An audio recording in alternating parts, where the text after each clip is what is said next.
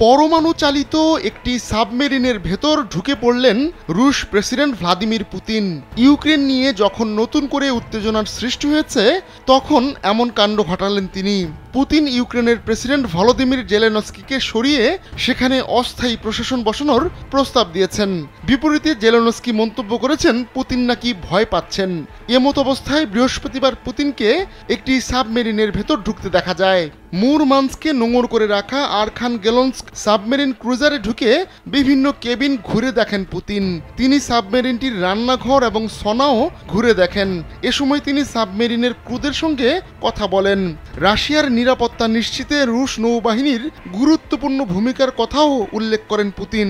Jamuna electronics ঈদে double খুশি offer season 3, যে কোনো পণ্য কিনলেই পাচ্ছেন নিশ্চিত ঈদ উপহার। আরখানগেলস্ক সর্বশেষ চতুর্থ প্রজন্মের বহুমুখী পরমাণু চালিত সাবমেরিন।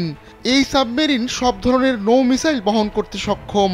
এছাড়া সাগর ও ভূমিতে থাকা টার্গেটে কার্যকরভাবে আঘাত হানতে সক্ষম অস্ত্র ভাণ্ডার মজুদ রয়েছে এই সাবমেরিনে।